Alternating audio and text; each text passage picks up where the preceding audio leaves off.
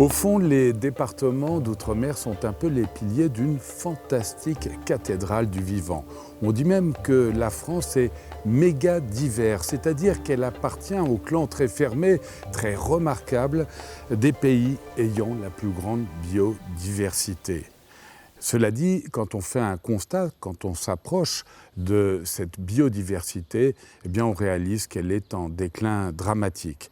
Alors, la LPO a décidé de s'investir, notamment à travers le programme Life Plus Cap d'Homme, avec le concours de l'Union européenne, de partenaires et évidemment des acteurs locaux, afin que tous ensemble, on réussisse à sauver les oiseaux et par là même l'ensemble de la biodiversité des départements d'outre-mer. Près de 80% de la biodiversité française se trouve en Outre-mer, et ici plus qu'ailleurs, elle est menacée. Parce qu'ils sont le groupe animal le mieux connu au monde, les oiseaux constituent de très bons indicateurs de l'état de l'environnement. Ils sont au cœur du Life Plus Cap d'Homme. De 2010 à 2015, ce projet a été porté par 4 associations et un parc national, à La Réunion, en Guyane et en Martinique, et coordonné par la LPO. Le problème des DOM, c'est leur éloignement géographique d'une part de l'Europe continentale, et puis c'est qu'ils traversent des problématiques, ils rencontrent des problématiques qui sont extrêmement différentes de celles que nous rencontrons ici en métropole. Et l'intérêt d'assurer cette coordination du programme Life Plus Cap d'Homme, c'est de pouvoir favoriser l'échange et le partage d'expériences. Et ce que nous offre la Commission européenne à travers ce programme, c'est justement de pouvoir développer des outils inédits qui sont adaptés aux contextes locaux et qui pourront à terme être répliqués sur d'autres territoires. En Martinique, l'AOMA et ses partenaires ont mis au point une technologie pour mieux connaître le moqueur gorge blanche et proposer des mesures de protection. À La Réunion, les actions menées par la CEOR et le Parc national ont permis de sécuriser la population de l'échenilleur de La Réunion, dit huit-huit, actuellement en danger critique d'extinction. Le busard de Maillard, ou Papang, a également fait l'objet de nombreuses actions pour réduire les causes de sa mortalité. En Guyane, le GEPOG a travaillé sur un habitat, les savanes sèches, et 2 espèces d'oiseaux protégés, l'emblématique coq de roche orange et le très discret héron agami.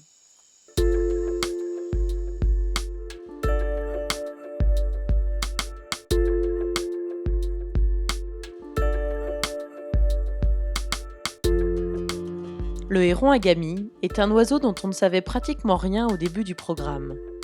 En Guyane, il niche dans la réserve des marais de Kouroura, qui abrite la plus grande colonie au monde avec plus de 2000 couples.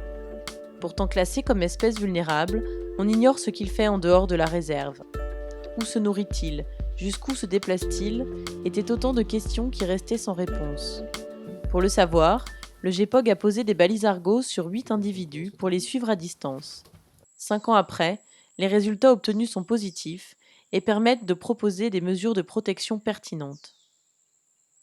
Le héron agami, il y a eu plusieurs succès. Le premier, c'est d'avoir testé pour la première fois des techniques de suivi Argos en milieu tropical, donc des choses qui n'avaient jamais été faites auparavant, et du coup de pouvoir avoir un peu des conclusions sur les capacités techniques de ce genre de matériel. Et du coup, on va pouvoir aussi faire des recommandations pour des projets futurs ou pour d'autres acteurs. La deuxième réussite, c'est d'avoir accumulé pour la première fois des connaissances inédites sur cette espèce, qui sont des bases nécessaires pour la mise en place d'actions de conservation. Et la troisième, c'est le travail qu'on a pu faire avec les pays voisins, c'est-à-dire de réussir à étendre le projet de la Guyane vers les pays qui regroupent un peu l'aire de distribution de l'espèce et de s'étendre en Amérique du Sud pour la rédaction commune du plan de conservation. Toutes les données collectées ont servi à rédiger le premier plan international de conservation de l'espèce pour garantir sa survie à long terme et sur l'ensemble du continent. Tout comme le héron, les savanes sèches de Guyane étaient méconnues des scientifiques. À côté de la très attrayante forêt amazonienne, l'intérêt pour ce milieu considéré comme plus ordinaire était moindre. Pourtant, si les savanes représentent moins d'1% du territoire, principalement sur le littoral guyanais, elles recèlent une biodiversité extrêmement riche. Dans le cadre du Life Plus Cap d'Homme, le GEPOG a pu conduire les toutes premières études sur les types de sols, de végétation et d'oiseaux pour mieux connaître ce milieu. Cette base de données immense va désormais servir à de nombreux autres projets. Ces études ont notamment mis en lumière la principale menace des savanes, l'Acacia mongium. C'est une espèce qui vient d'Australie et qui est arrivée en Guyane dans les années 80. Il a été importé pour la revégétalisation de sites miniers parce que notamment il suffit de jeter les graines au sol et qu'elles germent très rapidement toutes seules. Et il ne pose pas de problème en milieu fermé. Par contre, vu que c'est une espèce pionnière, elle se reproduit très rapidement en milieu ouvert et en Guyane, dans les savanes, on a le passage des feux qui active en plus la germination. Donc c'est une espèce qui est utilisée également par les agriculteurs parce qu'elle enrichit le sol, qu'elle grandit rapidement, qu'elle fait de l'ombre aux bêtes et que les jeunes pousses peuvent être broutées par les bovins. Pour maintenir les différents usages tout en conservant ce milieu, une méthode efficace de contrôle de l'Acacia mongium a été testée et validée, le tronçonnage.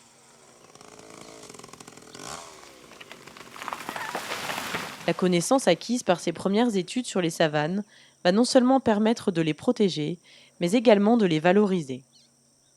Un des enjeux et des intérêts de ce programme, c'était de mettre en lumière l'intérêt de ces milieux très rares et de développer des activités pour essayer de les préserver. Jusqu'à présent, il n'y avait pas forcément conscience que ces milieux étaient des milieux particulièrement rares et menacés. Je pense que les consciences sont en train d'évoluer sur ces sujets et qu'on devrait donc, à l'avenir, avoir une bien meilleure protection de ces milieux. Donc, moi, ça, c'est toute mon enfance, le bruit du géocoucou acheté dans la savane. Ah oui, géocoucou acheté. Ouais. Facile. Non, ça c'est en dernier, hein, mais plus cassicupé, bruit et Annie des savanes. Toi, tu dis facile? Cara à côté des palmiers à huile, c'est assez facile à obtenir. Enfin, je pense. Pendant un an, le GEPOG a organisé des ateliers participatifs avec les partenaires et habitants de Sinamari et d'Irakubo pour trouver la meilleure façon de faire découvrir les savanes. Après plusieurs temps de rencontres et d'échanges, l'idée d'un chemin est née. Récemment inauguré, ce sentier combine aménagement paysager et parcours sonore.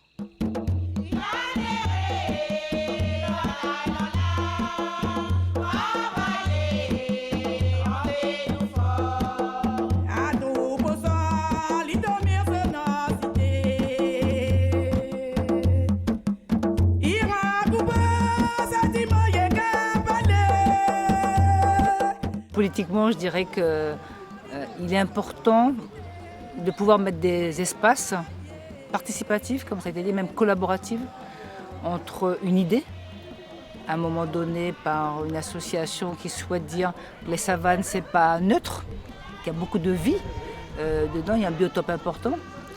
Une municipalité qui a répondu présente, et c'est important, parce qu'on souhaite bien sûr que tout le pays des savanes y réponde. Et puis on a vu des personnes et des femmes qui, avec leur histoire, ont aussi contribué à maintenir cet état de ces savanes-là.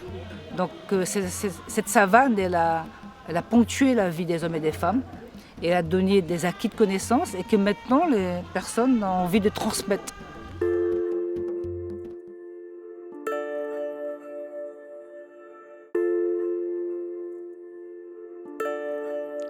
Les espèces invasives sont la principale cause de mortalité de l'échenilleur de la Réunion, dit huit-huit. Au début du programme, il ne restait que 27 couples de ce petit passereau forestier, endémique de l'île, c'est-à-dire qui n'existe nulle part ailleurs.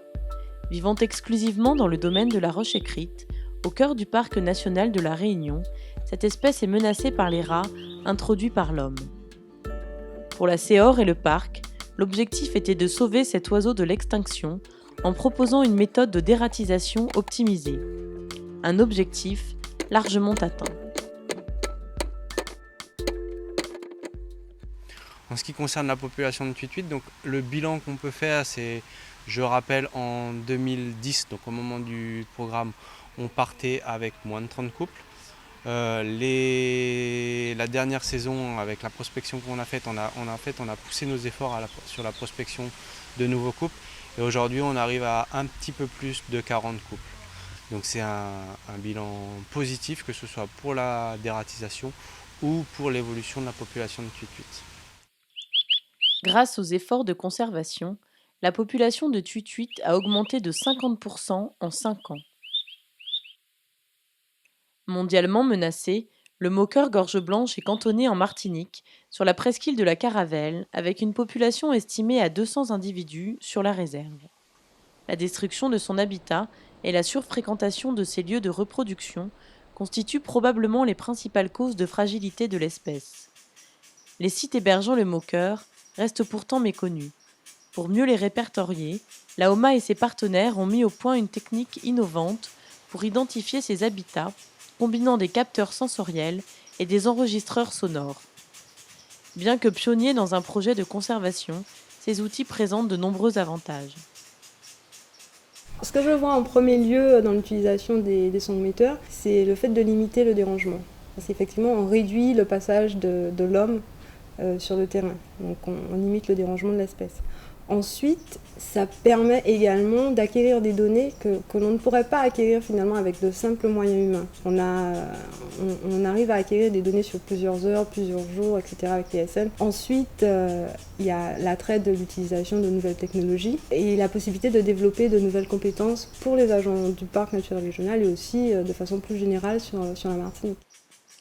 Les données ainsi collectées ont permis de prévoir des mesures de protection en conséquence. Des panneaux d'information ont été placés dans la réserve et des sentiers réaménagés.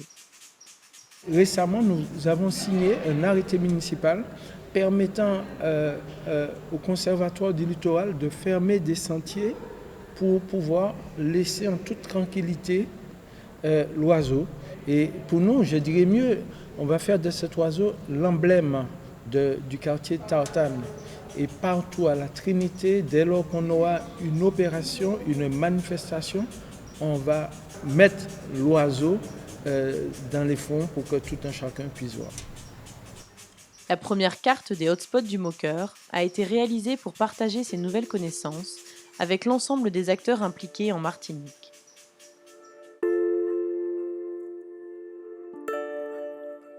Comme pour le moqueur, le dialogue et la concertation doivent permettre d'intégrer la biodiversité dans les politiques publiques.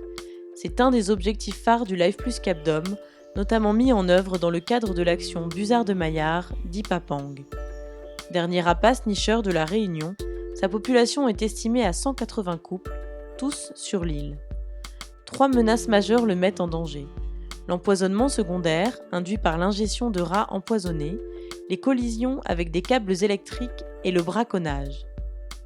Les actions de concertation ont donc été menées avec les professionnels de la lutte contre les nuisibles en milieu agricole, EDF, et les différentes polices de nature. Clairement, sur le Papang, il y a un problème d'empoisonnement secondaire. Nous avons rencontré les agriculteurs, nous avons rencontré les structures qui gèrent la mise en place des campagnes de dératisation. Et nous avons essayé de concerter tous ces acteurs pour arriver à faire émerger de nouvelles pratiques qui soient moins néfastes pour cette espèce. En parallèle, une brigade SOS Papang, constituée de bénévoles, a été mise en place. Les brigadiers effectuent des suivis avant et après les campagnes de dératisation pour évaluer l'impact des nouvelles mesures. Ils sont également formés pour pouvoir récupérer et transférer plus efficacement un oiseau blessé ou empoisonné vers le centre de soins de la Céore. Depuis 2012, le taux de survie des busards amenés au centre est en augmentation. Une belle réussite pour les 77 bénévoles de la brigade.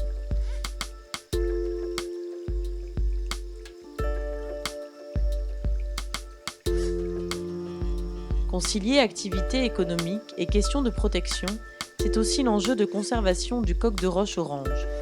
Espèce sensible et protégée du plateau des Guyanes, ce coq au plumage somptueux cohabite avec les acteurs économiques des filières forestières, minières et touristiques.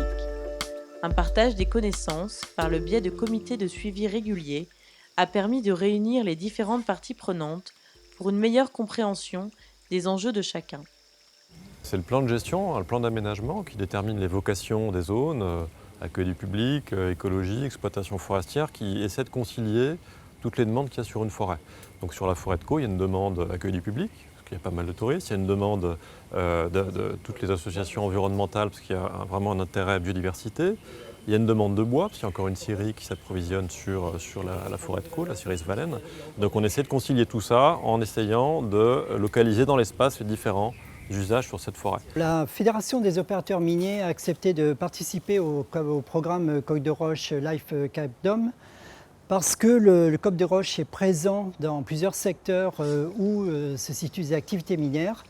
Et la connaissance qui a été acquise par rapport aux travaux sur le coq de roche, travaux de recherche, ont permis de mettre en évidence la superficie de l'aire d'activité, de voir sur quel secteur il peut être présent. Et ceci permet d'en tenir compte dans le cadre des travaux d'exploration pour la prospection minière. Pour accompagner les différents acteurs dans leur plan d'aménagement, le GEPOG a réalisé un guide technique avec notamment une carte de distribution de l'espèce à l'échelle du département. Le coq étant un oiseau emblématique, il attire également un tourisme de vision qui intéresse les professionnels, également partie prenante des comités de suivi. Une concertation qui a donné lieu à 2 principales mesures, la mise en place d'un sentier d'interprétation et la formation de guides sensibilisés à cette espèce. Le fait que ce soit une espèce emblématique, même si tout le monde ne va pas aller visiter ce site, en fait, ce sera un point fort d'attractivité et qui montrera aussi que la Guyane s'approprie des espèces emblématiques et est capable de les étudier et de les mettre en valeur. Donc ce sera un atout extrêmement fort pour l'image de la Guyane qui en a besoin et la couleur s'y prête. La montagne de Caux dispose désormais d'un parcours spécifique pour observer le coq. Un observatoire et des panneaux d'interprétation guident les touristes à travers la forêt et permettent d'observer l'espèce sans trop la perturber. L'inauguration du sentier a été organisée par le GEPOG fin 2014 en présence des élus locaux. C'est un programme qui est, à mon avis, particulièrement adapté à la Guyane et à sa biodiversité que nous tentons de valoriser.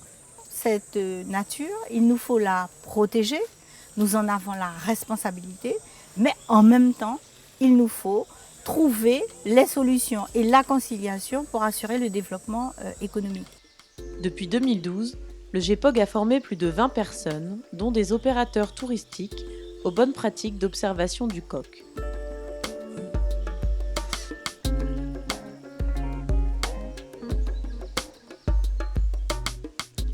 La biodiversité ultramarine se dégrade plus rapidement qu'en métropole. Or, les ressources humaines, financières et juridiques pour enrayer ce déclin font défaut. Renforcer les territoires en les dotant de nouveaux outils adaptés au contexte de l'outre-mer était un des enjeux du Life Plus Cap Dome. Dans le cadre de ce programme, des outils spécifiques, jusqu'alors inexistants dans les DOM, ont été mis en place. Le stock en fait partie. Ce suivi des oiseaux communs a été adapté en Guyane, en Martinique et à La Réunion grâce aux experts de la LPO et du Muséum national d'histoire naturelle. Le principe du programme Stock, c'est de s'intéresser aux espèces communes. Pendant la période de reproduction, on a beaucoup de suivi depuis très longtemps et on s'intéresse beaucoup aux oiseaux rares qui sont menacés d'extinction, mais on a négligé pendant longtemps les espèces plus communes qui, elles, peuvent aussi souffrir des grandes modifications des habitats. Et donc depuis 20 ans, en métropole, on a mis en place un programme de comptage de ces oiseaux au printemps, par point d'écoute de 5 minutes. Et donc les mêmes personnes, chaque année, retournent sur les mêmes sites et comptent les oiseaux. Et on a ainsi des comptages, des centaines, des milliers de comptages répétés qui nous permettent de savoir si l'hirondelle, le martinet, le coucou, telle ou telle espèce sont en diminution ou en augmentation. Oui, l'outil peut être un outil d'aide à la décision en plusieurs sens, dans la mesure où il va donner des paramètres évaluatifs. On va pouvoir jauger de l'impact des politiques publiques. Est-ce que quand on investit 10 € dans la conservation de la nature, on voit des bénéfices? Est-ce que quand on investit 10 € dans une autoroute ou un aménagement structurant fort, à l'inverse, est-ce qu'on peut voir l'impact sur la biodiversité? Donc là, ça peut être déjà un élément en soi de savoir si effectivement on est efficace ou pas dans nos actions. L'autre élément, c'est que le stock peut aussi être utilisé dans une fonction locale. En multipliant le nombre de points, on peut dresser des cartes particulièrement passionnantes qui permettent de voir les variations de densité des populations d'oiseaux et de savoir par exemple sur un territoire s'il vaut mieux intervenir en aménagement plutôt à un secteur plutôt qu'à un autre. On peut savoir aussi quels sont les noyaux de biodiversité, les sites à surtout pas toucher ou au contraire à protéger. Donc c'est en fait un prolongement du stock qui peut aboutir à des outils localement extrêmement performants.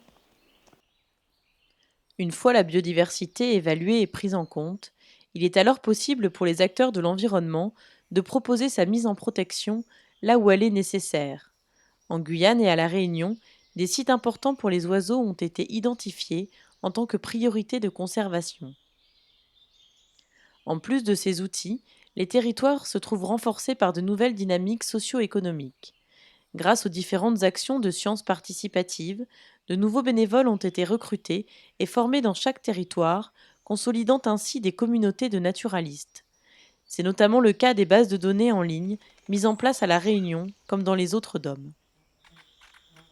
Il y a un autre outil de sciences participatives qui est le site fauneréunion.fr, qui est un site qui permet de stocker les observations qui sont réalisées par tous les observateurs de l'île. Et quelque part, c'est aussi une communauté qui alors était peut-être préexistante, mais qui s'est développée de façon importante. Aujourd'hui, on a plus de 100 contributeurs, donc c'est quand même un moyen de rassembler ces gens autour d'un outil.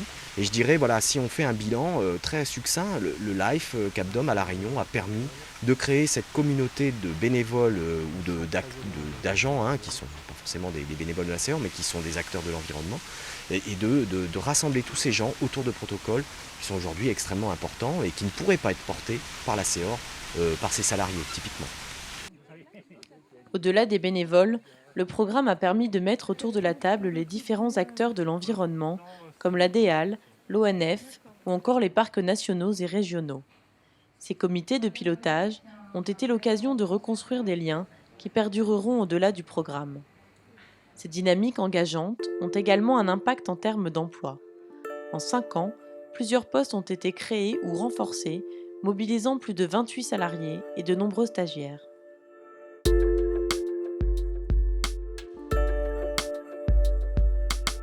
Un des intérêts de ce programme, ça a été de créer de la transversalité entre 3 départements d'outre-mer et une coordination nationale. Et je dois bien avouer que si au début on émettait quelques réserves ou doutes sur la capacité à partager des problématiques parfois très différentes entre les régions, eh bien, par les outils qu'on a mis en place, par les séminaires de restitution au fil du programme, on a réussi à partager nos problématiques, nos enjeux et à partager aussi des compétences.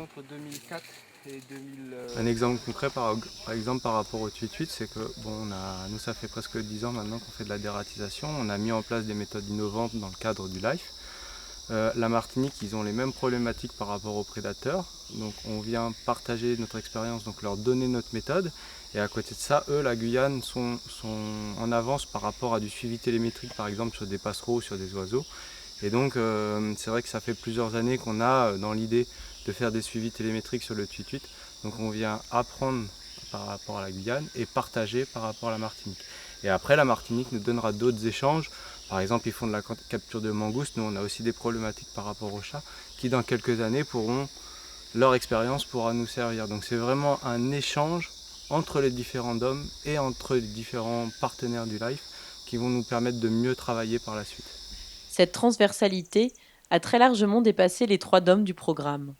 Des outils reproductibles comme le stock sont d'ailleurs exportés à Mayotte, en Guadeloupe ou encore à Maurice, Rodrigue et aux Seychelles. Ce programme a également servi de modèle à d'autres LIFE+. Le LIFE a parfois été des graines qui ont été semées et c'est ces graines qui germent dans d'autres projets et c'est pas automatiquement une suite logique, etc. À la fois d'un point de vue technique où on a amélioré les techniques de dératisation et également d'un point de vue format pour monter des programmes LIFE+. On a vraiment tiré beaucoup d'enseignements de ce LIFE+ CapDom et c'est ce qui nous a permis de proposer 2 projets l'année dernière qui ont été acceptés et qui démarrent désormais. Donc à La Réunion, de nouveau, il y a 2 LIFE+ qui vont démarrer et qui prennent leurs racines dans l'expérience du LIFE+ CapDom. Un des objectifs du programme Life Plus Pétrel va être de lutter donc contre les principales menaces pesant sur les pétrels. Ces menaces sont la pollution lumineuse, les chats sauvages et les rats. Il y a donc des actions de dératisation qui vont être menées. Ces actions de dératisation vont être mises en place par voie terrestre selon le protocole optimisé qui a été mis en place dans le cadre du programme Life Plus CapDom. Donc en appliquant exactement le même protocole puisque celui-ci a fait ses preuves dans le cadre du programme Life Plus CapDom. Et l'objectif sera aussi de poursuivre les tests qui vont démarrer dans le cadre de ce programme Life Plus. Les tests entre autres par voie aérienne et par drone. La solidarité associative est le fondement de ce programme. Un Life Plus demande une gestion lourde et rigoureuse à laquelle les petites structures ne pourraient répondre seules. C'est grâce au partenariat de longue date entre la LPO et les associations locales que ce projet a pu voir le jour. Et cet appui national de la LPO sur nos 3 associations a été assez bénéfique et remarquable tout au long du projet pour permettre à nos associations de se mettre à niveau, au niveau technique, au niveau financier, et à garantir en quelque sorte des résultats les plus corrects possibles. Donc à tous ces niveaux-là, aujourd'hui, le bilan, 5 ans après, 5 ans d'efforts et 5 ans de partage de travail, il est pour nous très positif. Donc au moment de la clôture du Life CapDom 1, bien sûr, nous nous posons la question de l'avenir de cet outil Life, et peut-être d'autres outils d'ailleurs, et nous prendrons le temps, cet automne 2015, de rencontrer l'ensemble des parties prenantes, l'ensemble des acteurs qui sont susceptibles d'agir concrètement pour la biodiversité en Outre-mer, pour voir quelles sont les priorités, les thématiques sur lesquelles nous allons nous retrouver ensemble pour relever de nouveaux défis. À l'occasion du séminaire de clôture du projet, les élus ultramarins présents ont manifesté leur très vif intérêt pour la protection de cette biodiversité menacée. Vous savez, l'île de la Réunion était un paradis écologique, avant même que l'homme ne mette son premier pied sur ce territoire. Est-ce à dire que l'homme est une espèce envahissante? Je ne dirais pas cela, sauf qu'il ne reste plus grand-chose de ce paradis écologique. Mais il reste quand même un certain nombre d'oiseaux endémiques, d'espèces aussi endémiques. Il y a aussi la flore qui mérite urgemment d'être préservée. Et leur disparition serait un appauvrissement pour l'ensemble de l'humanité parce que ce qui est perdu ne peut pas être remplacé.